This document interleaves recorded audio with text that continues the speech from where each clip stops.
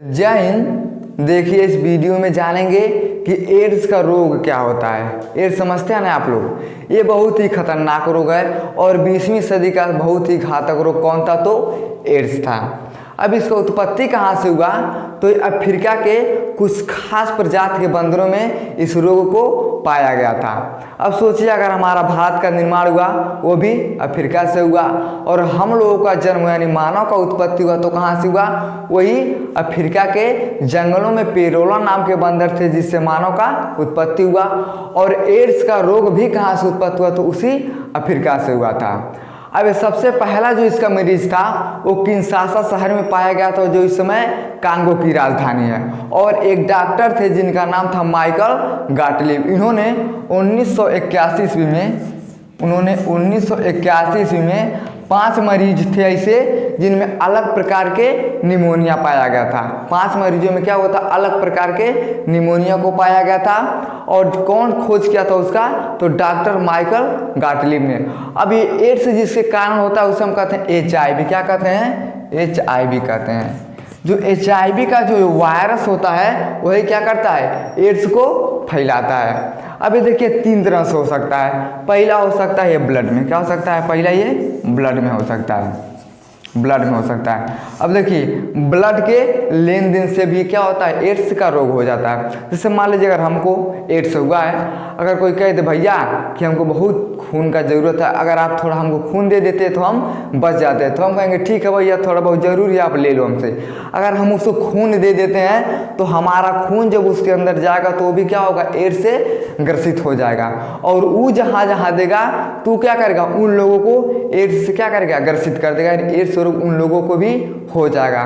तो क्या हो सकता है, ब्लड के लेन देन से भी एड्स हो जाता है। जैसे मान लीजिए हम खड़े हैं और एक ब्लड ले लेंगे, पत्ती से ऐसा अपना हाथों काट लेंगे और तो जो पत्ती रहेगा उसमें खून लग जाएगा और उसी पत्ती से अगर कोई दूसरा अपना हाथ काट लेगा तो क्या हो जाएगा, उसको भी हो जाता है। ये देखिए ऐसा रोग है कि पहले ना पहले किसी के पास HIV होना चाहिए। ये वायरस की तरह नहीं कि जैसे कोरोना वायरस है अब आया ऐसा सांसों से लिए हम उसको भी दे दिए, ऐसा ये रोग नहीं होता है। किसी ना किसी के अंदर क्या होना चाहिए, HIV होना चाहिए। तो क्या हो सकता है, ये ब्लड के माध्यम से भी फैल सकता है। और दूसरा ये असुरक्षित सेक्स करने की वजह से हो सकता है। जैसे मान लीजिए असुरक्षित सेक्स का मतलब क्या होता है तो एक ही पुरुष है और 10 महिला है, वो क्या करेगा, अगर उन लोगों से संबंध बनाता है, अगर उस पुरुष में अगर HIV का वायरस है तो क्या करेगा, वो 200 लोगों को क्या करेगा, अपना रोग यानी एड्स का रोग क्या करेगा, दे देता है। अगर एक महिला है और 10 लोगों से अगर संबंध बना रही है, अगर उस महिला के अंदर अगर HIV का अगर वायरस है तो क्या करेगी, वो 200 लोगों को दे देगी। और ये सबसे ज़्यादा संक्रमण किस में फैलता है तो वेश्या का नाम सुने ना आप लोग, वेश्या। ये सबसे ज़्यादा संक्रमण उन्हीं लोगों में फैलता है। उन लोगों का काम क्या होता है तो एक ही महिला रहेगी 10 लोगों से संबंध बनाएगी। अगर उस महिला के अंदर अगर एड्स है 10 लोगों से संबंध बनाएगी, 200 लोगों को दे देगी। और वो 10 लोग जहाँ जहाँ जाकर संबंध बनाएगा वो 200 लोग क्या करेगा, उन सबको दे देगा।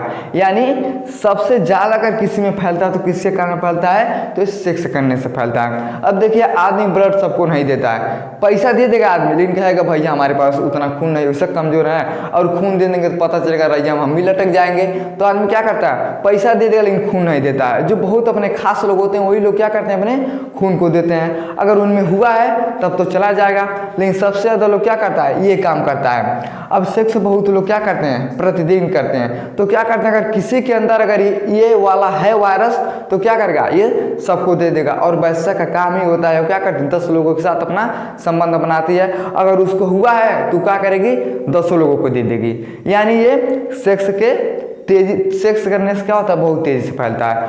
और तीसरा होता है गर्भ में, यानी अगर कोई भी महिला है और उसके पेट में बच्चा है और उस महिला को एड्स हुआ है, अगर जब बच्चे को अपने जन्म देगी ना तो जो उसका बच्चा जन्म लेगा वो भी क्या होगा, एड्स से ग्रसित हो जाएगा। यानी एड्स रोग उसमें हो जाता है। यानी क्या होगा, ये 3 तरह से फैल सकता है। पहला ब्लड में, खून के लेन देन से फैल जाता है और ये सेक्स करने से फैलता है और सबसे ज़्यादा संक्रमण ये सेक्स करने से होता है। अब जितना आदमी क्या करेगा, एक के आदमी है जितना लोगों से संबंध बनाएगा सबको दे देगा, यानी ये सेक्स के हिसाब से फैल गया।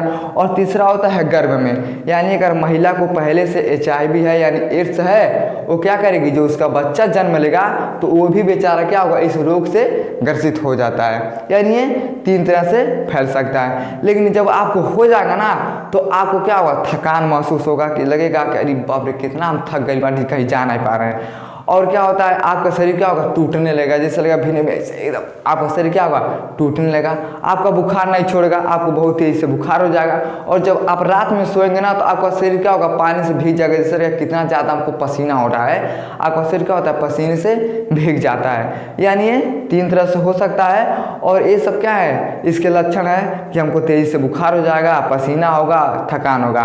और सबसे पहला इसका खोज किसने किया, तो माइकल गाटलिब ने 1981 में इन्होंने 5 मरीजों में अलग ही प्रकार के निमोनिया को पाया और उन्होंने बताया कि क्या हुआ है, HIV का वायरस इन लोगों के अंदर है। और सबसे पहला किंशासा शहर में पाया गया था, जो इसमें कांगो की राजधानी है। तो ये 3 तरह से होता है, ब्लड में, सेक्स में और गर्भ में हो सकता है। आई होप आप लोग समझ में आ गया होगा कि एड्स कैसे फैलता है। अगर समझ में आएगा तो वीडियो को लाइक शेयर सब्सक्राइब जरूर करें। जय हिंद।